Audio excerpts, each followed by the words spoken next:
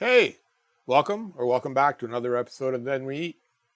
On this week's video, any guesses? Let's make some gazpacho. So the first thing we're going to do, we'll prep a few veggies to go into the blender. I should point out with gazpacho, there's got to be like a million different recipes for this. But if you don't like tomatoes, the one thing you can do is replace the tomatoes with watermelon, and it's really good too. First thing we're going to do, we're going to peel this English cucumber. Now you can use just about any kind of cucumber for this. I prefer these because there's less seeds than a field cucumber. So that's what we're going with today. So for those of you not aware what gazpacho is, basically it's just a cold vegetable soup. You can mix up the vegetables you put in it depending on which ones you like, which ones you don't like. As I already mentioned about the tomatoes, a lot of people don't like the acidity of the tomatoes, so you can use watermelon instead, and it really does make a very refreshing soup. All right, so we've peeled our cucumber. May as well keep making a mess here. We'll get rid of the stems off these peppers. These are just little tiny bell peppers, so they're sweet. And no seeds, which is always nice. All right, all you want to do, just do a rough cut on this. You just need it rough enough that you can get it into the blender. So chop, chop, chop. And in it goes. The peppers are probably small enough. We'll just toss them in the way they are.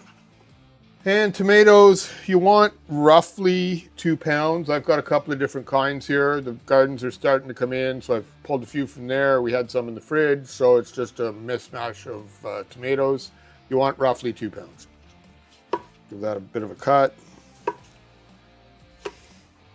And in it goes. Rinse and repeat. All right, give me a sec, I'll just clean this up. So I gotta say, this is one of my favorite times of year. The veggies are starting to come in. Feels really good to go to the garden, pick some stuff, but the best, garlic. This is right out of the garden. I've just started to pull it today. We've got probably, I don't know, 70 heads or so in the ground, and we'll get those out in the next week or so. But in the meantime, we're gonna use this. Now this is uncured garlic. So normally what happens is, once you've taken it out of the ground, you let it sit somewhere dry for about 3 or 4 days, and it'll change the outside skin to that kind of papery consistency you see in the store. The other thing is it mellows the garlic a bit. So I'm going to cut back on this a little bit. I'm going to use 1 clove, see how it tastes, because it is much stronger when it's new.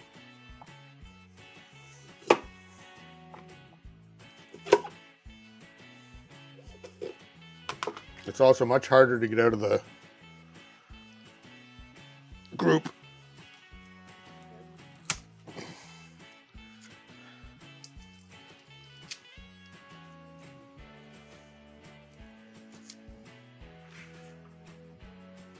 Oh, smells so good.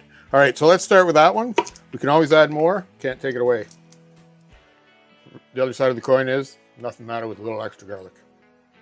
So to the blender, we're going to add about 1/3 cup of water and 2 tablespoons of red wine vinegar.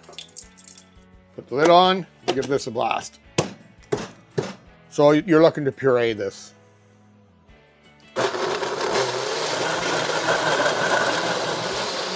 So next up, we're going to add 1/4 cup of olive oil. And then just give it a couple of quick pulses to mix in the olive oil.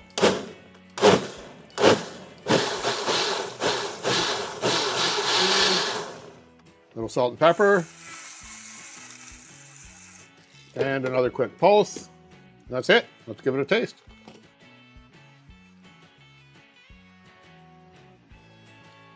Now, I think we're going to add more red wine vinegar and definitely another clove of garlic. Another tablespoon of red wine vinegar. And 1 more clove of garlic. I think I'm going to add just a little bit more salt and pepper as well. All right, so let's give it another taste, see how it is now.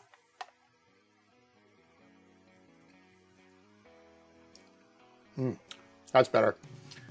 One thing is, you want to put this in the fridge for a couple of hours for it to chill down, and you're going to find that the ingredients will kind of meld a little bit better as well. So I think I'm going to leave it there. If I need a little bit more flavor, we can add it at the time we're going to eat it. We're not going to be eating it for a couple hours anyway. But that being said, Give us a few minutes. We'll serve up a bowl, show you what it looks like, give it a final taste.